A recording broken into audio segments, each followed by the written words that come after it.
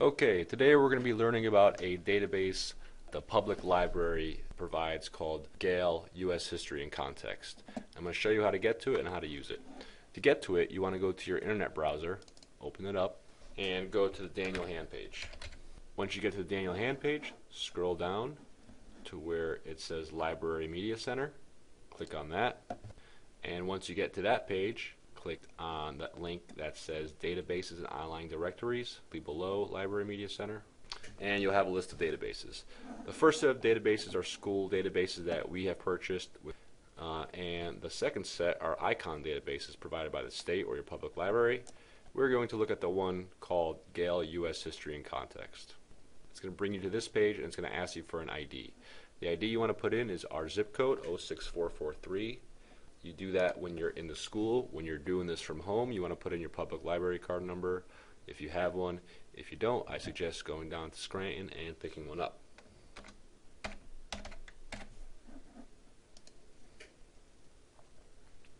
Once I enter the code, the page loads, and this is the main page of U.S. History and Context. Now when you get to this page and you're still up in the air of what you want to do or what you want to study, a good place to start is the Browse Topics area. So I'm going to click on that, and it'll bring me to a list of historical topics in U.S. history.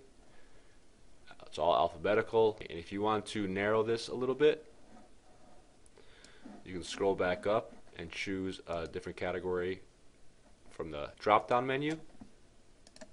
So I'm going to go with Wars and Conflicts. Okay, so if I go to Wars and Conflicts, and sticking with the Abraham Lincoln theme, I'm going to go with the Civil War. I click on the Civil War. It has a background to begin. You can view the whole background. And then I have a list of different types of sources on the right.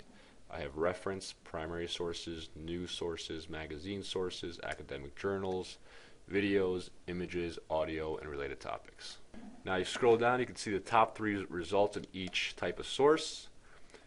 If I want to see all the results from the sources, I can click on this View All link. And if I click on the View All link, I can see all 512 articles about the Civil War that the U.S. History and Context has. I get to the results page. It's sorted by relevance.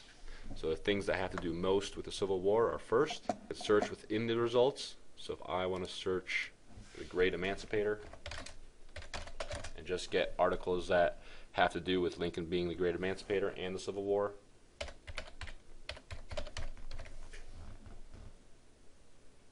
I can get those by typing into the search box. Now I went from 512 articles to 4 articles. Okay, so let's look at some decisions leading to emancipation. Again, if we're sticking with our theme of Abraham Lincoln being the Great Emancipator, this may be a helpful article. This article starts off with a speech from Abraham Lincoln and a little analysis of it. If I scroll down, there might be some more information. When I get the information I need, whether it's primary source information or an analysis of it, I scroll down to the bottom and I grab the citation, copy and paste it into my Word document. That's a works cited page, or into my EasyBib account where I have my works cited collected. Go back to the results. I could search within these 4 results if I wanted to, but it's not really necessary when you only have 4. I could limit my search by subject, document types, and again, that's more helpful when you have a large amount of results. With 4, you could actually just look at the 4 of them. But when you're up in the hundreds or anything over 25, you want to use these limiters on the left-hand side. Go back to the main Civil War page. I could view the other sources that are available for viewing. News is a good one, because it'll give you current articles that look back on the Civil War. Analyze them as well. You're going to get a lot of good information from these articles, especially ones from more reputable publishers like the New York Times. They're really well written and easy to read. Another good source for you guys would be the primary sources section.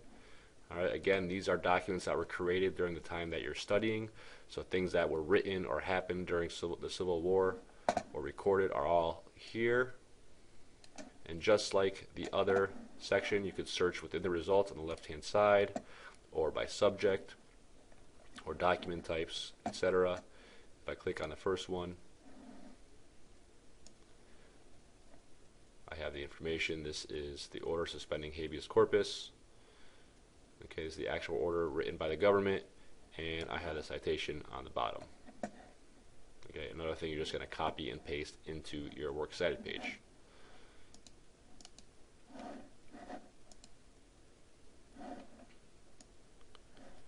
And of course, just like any other database, you can search in the search box for anything you're looking for. So if I look for Abraham Lincoln,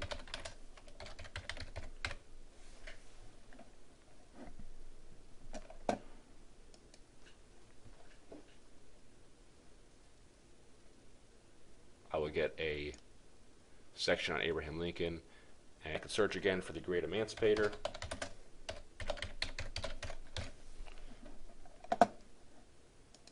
And it will bring me back to some of the same results we saw before, such as decisions leading to emancipation and overview. This is the one we looked at before. So this is basically U.S. history in context. Again, a very helpful database you guys could use to get information on your research.